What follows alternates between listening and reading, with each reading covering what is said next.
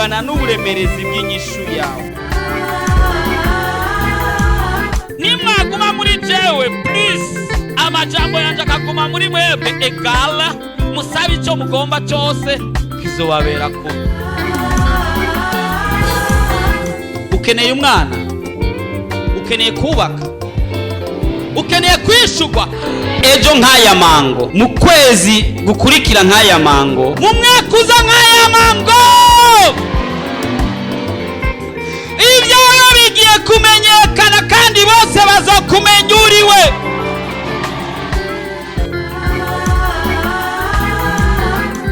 Ariko Yesu araha, ariko arakubaza ati ubu ugomba gukira ni mugwayi. Mugira mwumvirize ubutumwa bwiza mushikirizwa na Pastor Jackson Nkeshimana. WhatsApp yiwe ni 76 96 96 96 76 96 96 96. Afitiye Yesu mukinga zatiwe ariba evyenja gusa endaje nazumutima.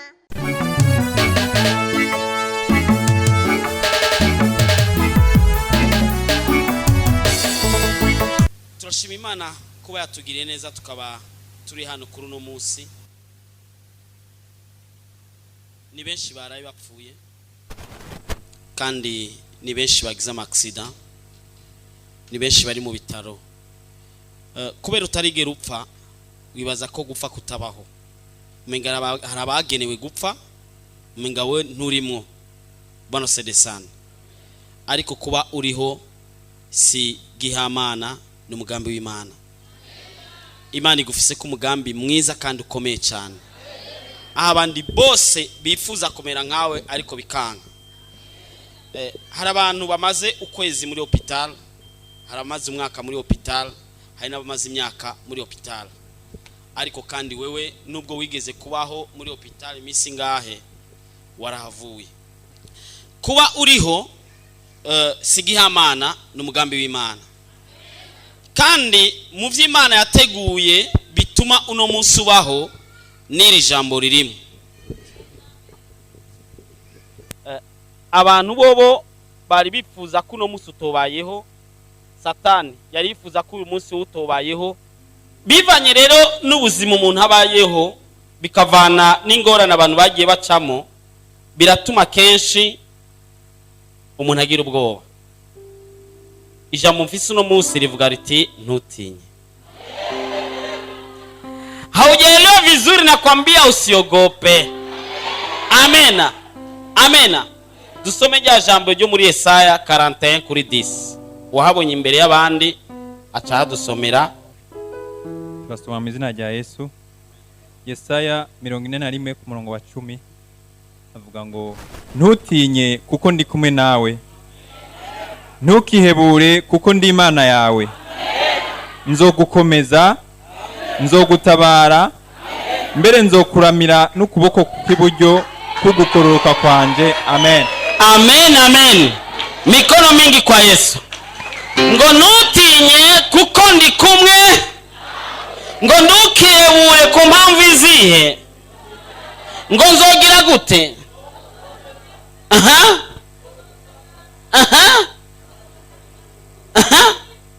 Ntutinye kuko ndi kumwe nawe. Iyo ryo nyene riramaze. Amen. Ivyo abantu bagenda bacamwo birateye ubwoba. Buriya umuntu atinya abaruri baciye umugani ngo umuntu atinya ingwe, umuntu atinya ego. Urinze uvuka ntwari ukwiye gutinya, kuko ivyo uhura navyo ni vyinshi. Zaba aksida, vyaba ibibazo, zaba intambara, vyaba ibyandagutakiye, ivyo byose byohuye nawe. Ariko Imana ikubwiye ngo ntutinye, ngo kuko ndi kumwe nawe. Gutinya umenga biri mu buzima busanzwe bwa buri muntu wese yobayemo, kuko ari nko mwijoro saa 8 y'ijoro ntaho kugira ngo va mu kigobe ngo ugende buvira. biratinyitse sibyo none ngo ugende n'amaguru buvira canke mu Kayanza wanyu umenga biratinyitse, ariko ijambo ry'Imana rikubwiye ngo ntutinye. Buriya ubwoba buhera ku mwana akiri muto.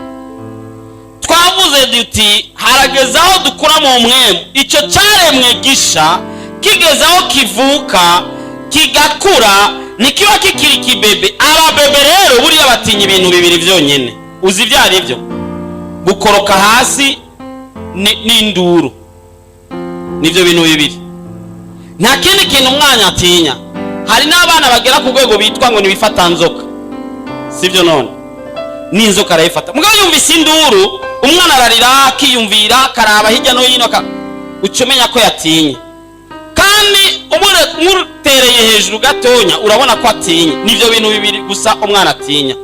Ariko kandi mugonce nibuka umuntu w'incuti yigeze guterera umwana w'umubanyi, yari umenga ahantu yaragendeye, afata umwana atangura kumuterera ariko aramukinisha, sinzi ngena mutereye hejuru acara muponyoka agwa hasi, umwana acarapfa.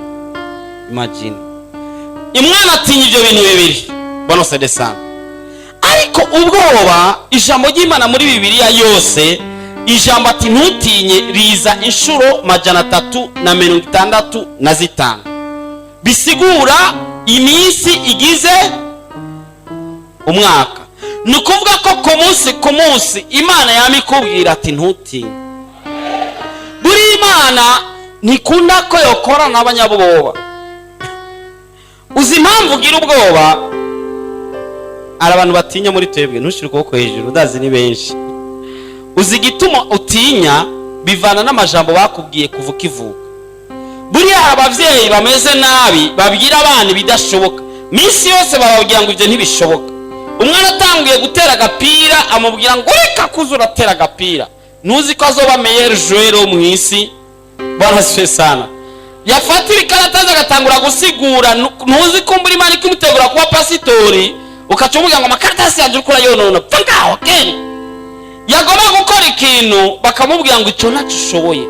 Mu buzima bama bamubwiye ngo ntibishoboka, niryo jambo riri mu mutwe wiwe ntibishoboka, agatinya akagira ubwoba. Bwana sede sana. Ubwoba nabwo ivyo abantu batinya buriya ntabwo ari vyinshi cyane.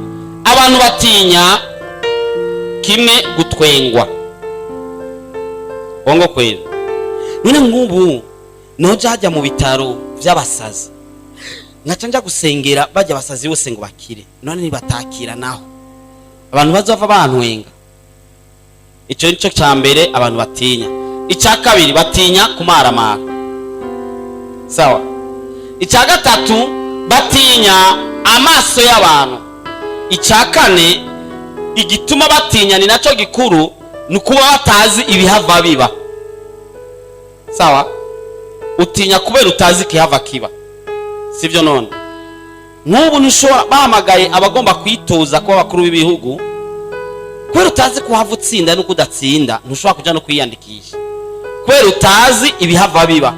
Kumbura wavuronka inota rimwe utogwe nawe n'umudamu wawe gusa n'umukozi uhava umaramara. Nico gituma abantu bagira ubwoba. Bwana Sedesa. Ikindi gituma abantu bagira ubwoba ni inkuru abantu bababwira zabananiwe. Bwana Sedesa. Bakubwira ati no urumva wowe ntushobora kugendesha imodoka, urazi ntuzenyavuka ari iwanyu inyaka y'izi modoka arinze afata atazi no kwinyonga.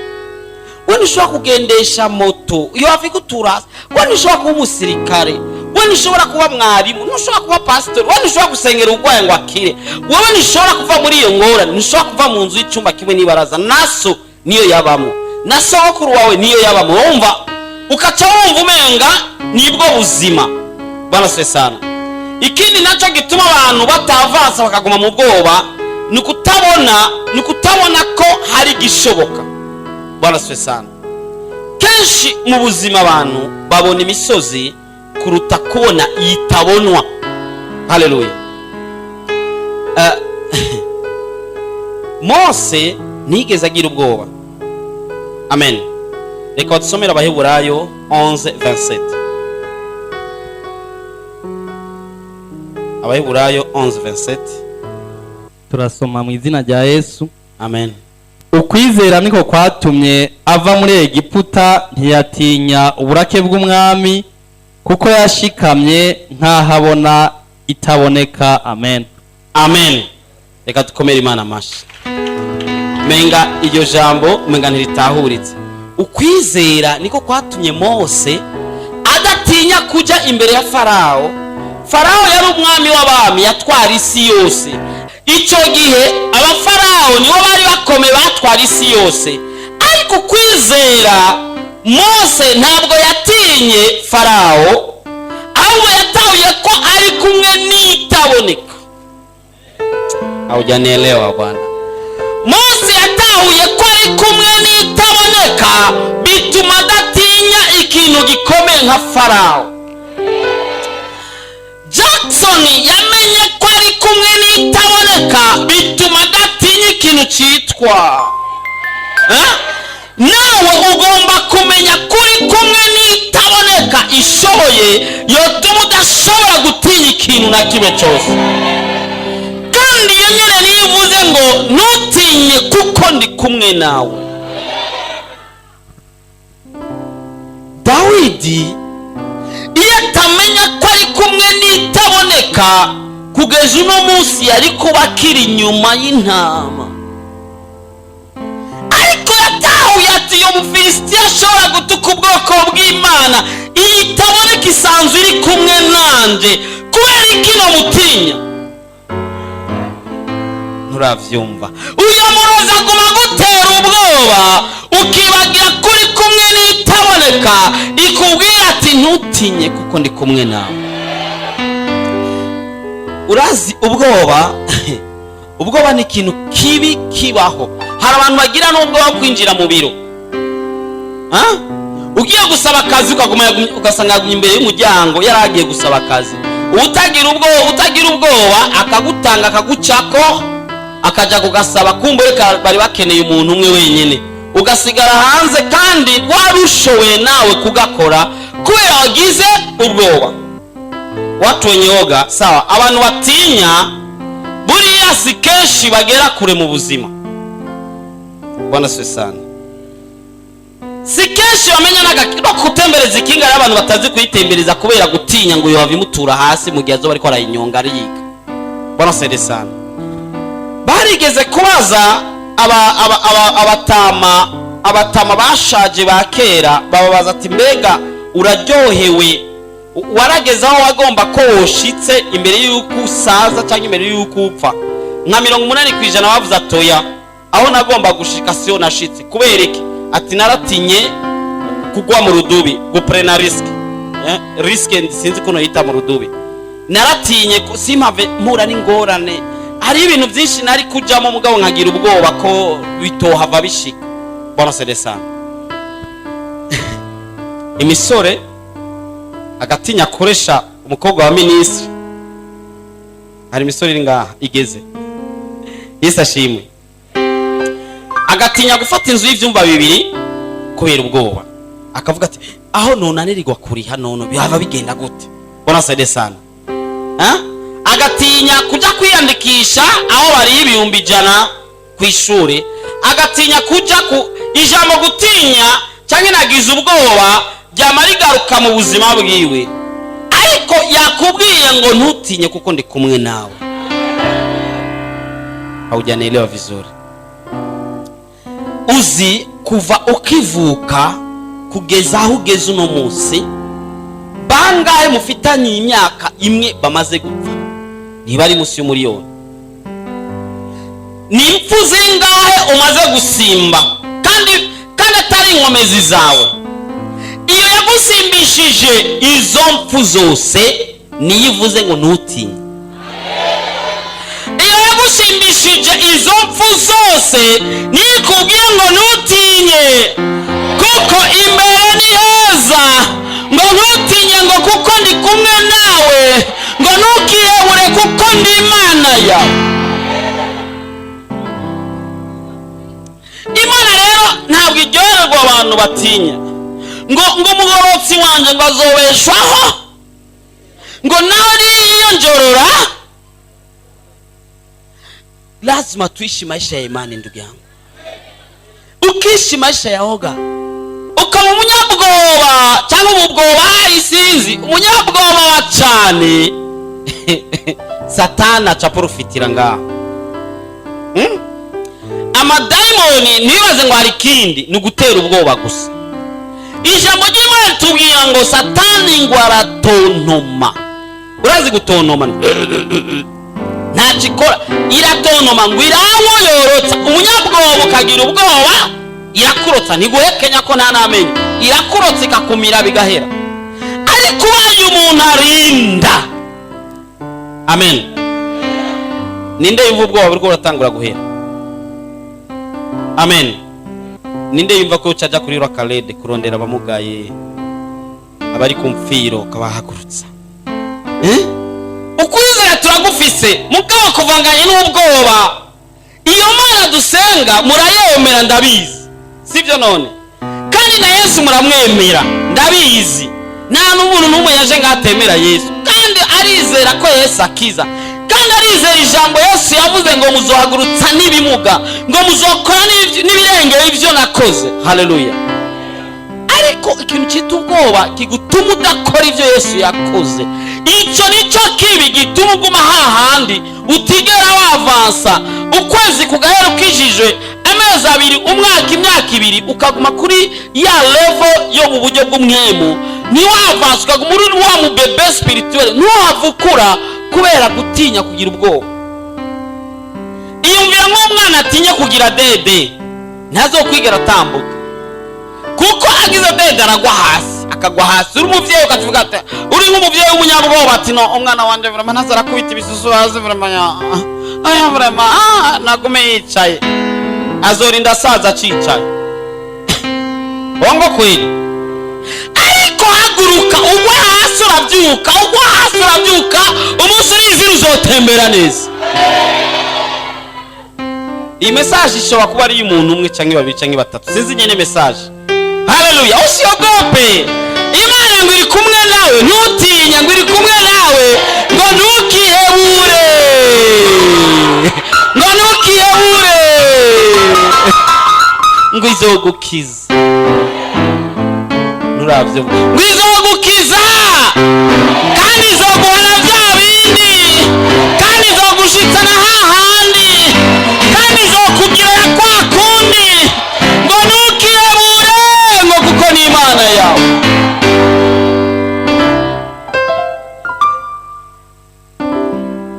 Sinzi ko hari umuntu amaze kubona intambara cyangwa yigeze kugwana intambara. Abasirikare bariko baragwana bakora ibintu byo guterana ubwoba, kuko arazi ko nagutera ubwoba uhava uhunga. Baraja baba ku gasozi bakaririmba ngo turabomora turabamera n'ukuga awuruka cyangwa ati yo bakavuga tufise ibiko byanuze yasinze amazina yabyo, namba ari mugomozi, namba ni iki mugobore mikarashi bakazidondagura. Nawe wumve ufize kakandi sinzi bakita ngo iki gatonya katwose, ukavuga ati basi karabaye, nawe ugasanga nta nicyo bifise.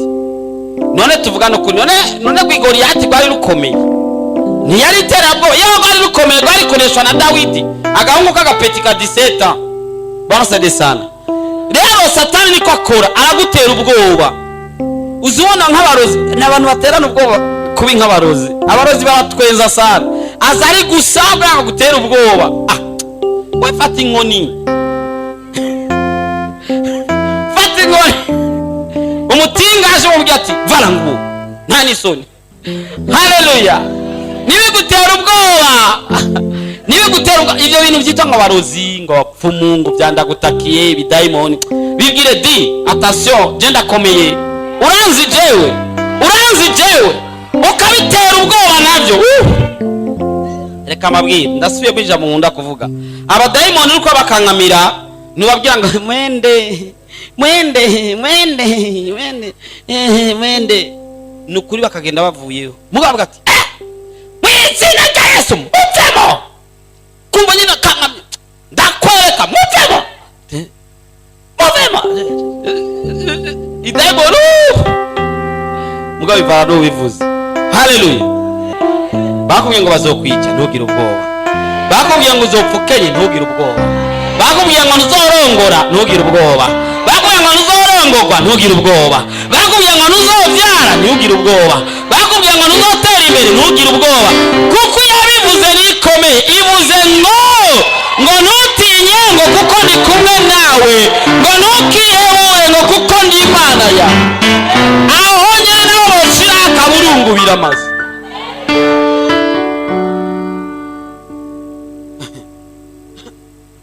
Ndakunda tumifano. Narabwiye umugabo umwe yari yijyamiye mu nzu mu cyumba hejuru ku etage, aza yumva abarozi bariko barakindakinda ngaho muri saro mu nzu yo hasi.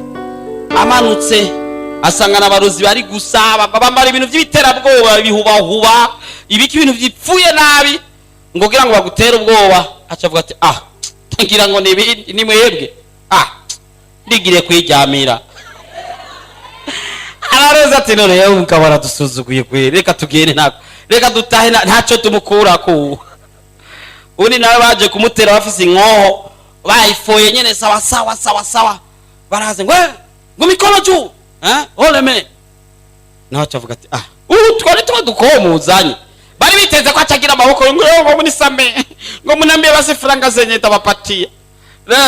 Ati twari twadukomuzanye. Ati ndira nganga ngiye kuzana gwanje, mundindire ngaho ngiye kuzana gwanje. Ati uyu mugabo natinya ntagira ubwoba, abijya byose afise camuzinga. Yaragiye kuzana Bibiliya, yagarutse asanga bose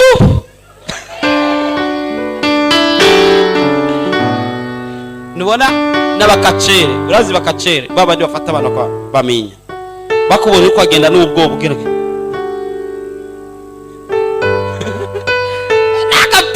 kacere ka kadogo cyangwa karugara kabakacire ko cyaka gufata ko kuzirika kabwe ngo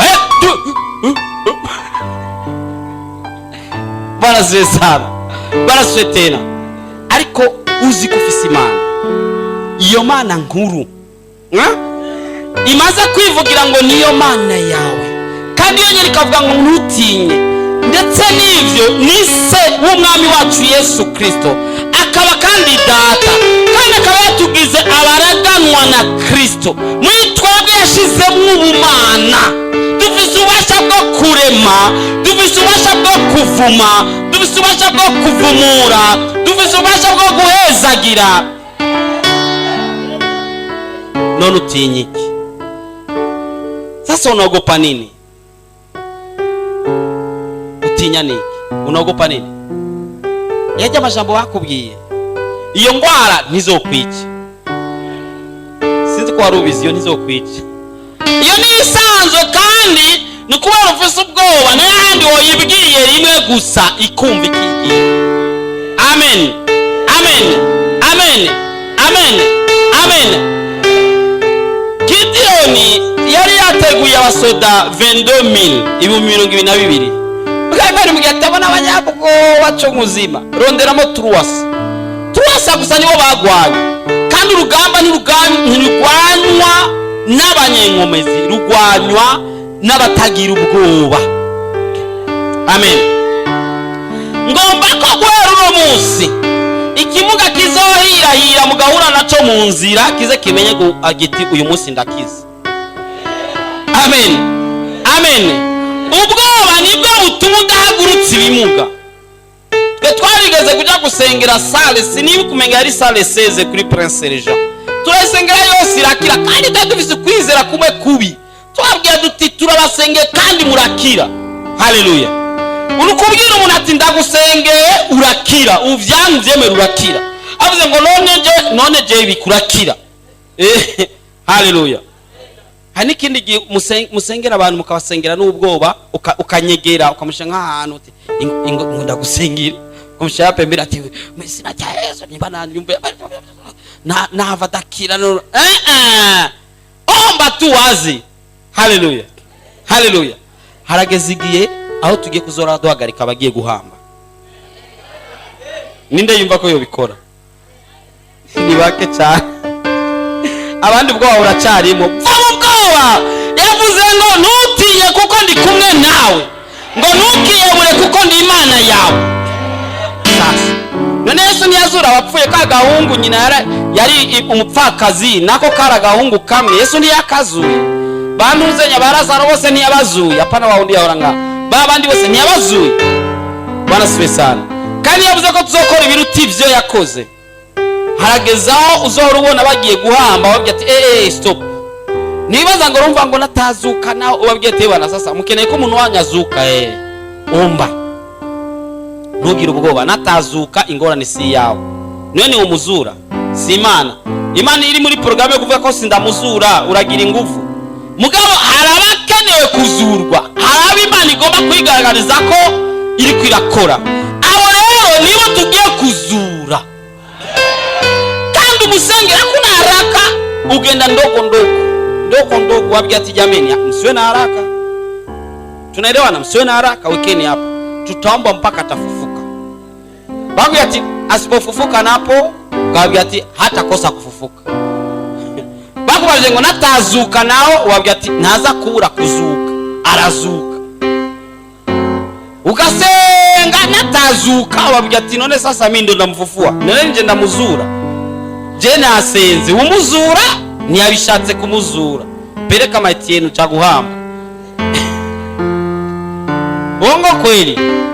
Gendo hagarike abo basazi abo bagwaye amadayimoni ivyo bimuga izo mpumyi bameze gute babwiye ati ngo ndagusengere. Murabona urashaka kuguma uri impumyi kandi nanje ningatwara amenyanye. Haleluya.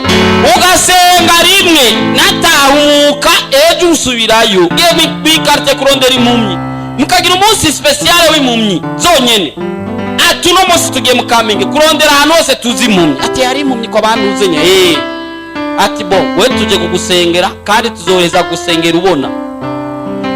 Misi yose mardi saa 11 tuzoba turi ngaha zora dukuranwa.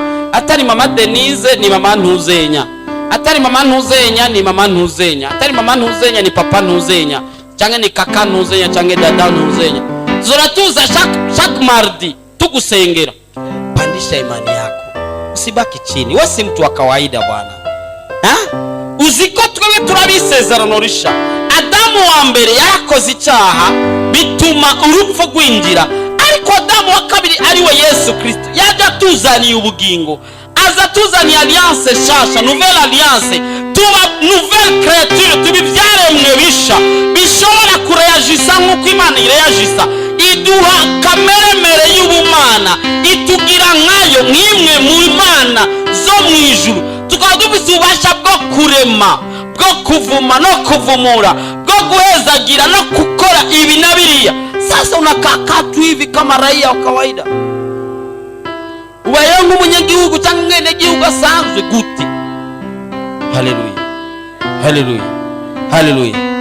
Pandisha imani yako. Toa hoga, toa hoga. Kuraho ubwoba bwose bwaba. Urazi ikintu cyita ubwoba nicyo kintu cya mbere gituma umuntu agira eshek mu buzima. Kandi ubwoba benshi baratinya kugira ngo ntibaze bagire eshek, ariko ubwoba nibwo butuma bagira eshek. Nje ndazi umugenzi yavuye ngaha aja mu Bubiligi atagira n'igihumbi, atagira passport, atagira visa. Urumva atagira na passport, nta visa yari afise. Mugabo yaragiye mu Bubiligi kandi yasize duseze na Joshua ati jengira nje mu Bubiligi. Yaragize ibintu biteye ubwoba, mugabo nasanze ari umuntu wa mbere atagira ubwoba kuri iyi si. Uzingene yagiye uwo twenga afise objective jengira nje mu Bubiligi, singira passport, singira n'igihumbi, singira n'iki, mbwa ngira njeyo kandi ijya ndege ninjana kandi ndege niyo yamujana. Mugabo kagira ubwoba bakuzanirwa malaria. Yo mana ndabigenza gute none umuntu wa malaria? Tumarari utwo babwire baje kunywa kinini.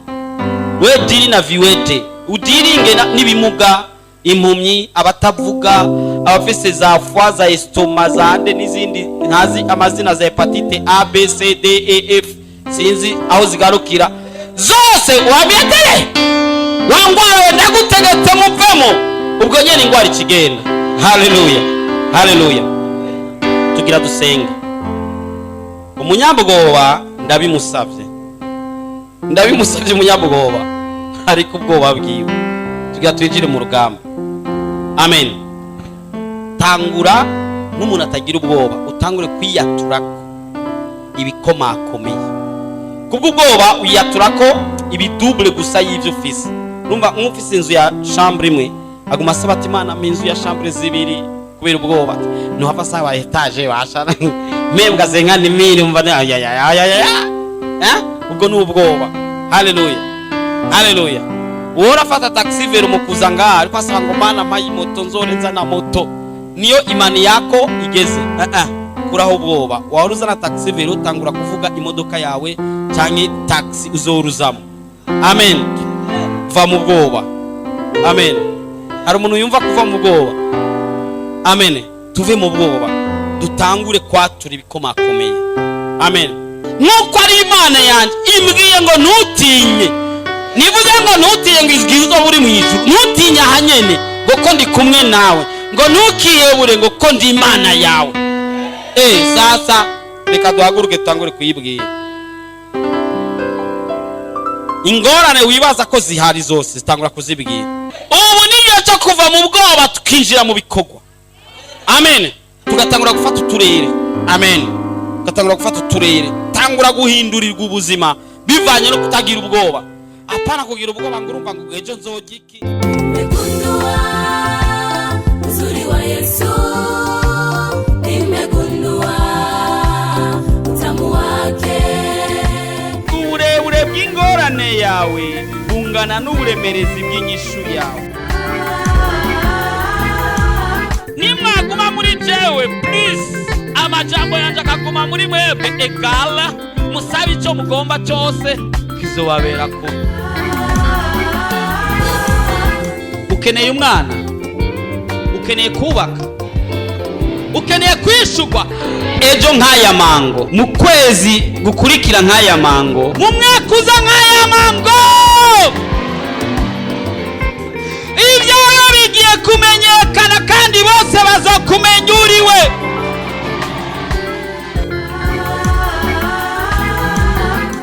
Ariko Yesu arahari ko arakubaza ati umugomba gukira ni mugwayi. Muhejeje kumviriza ubutumwa bwiza mushikirizwa na Pastor Jackson Nkeshimana. WhatsApp yiwe ni 76 96 96 76 96 96 96. Afitiye Yesu mukinga zatiwe ariba ibyo gusa endaje na zumutima.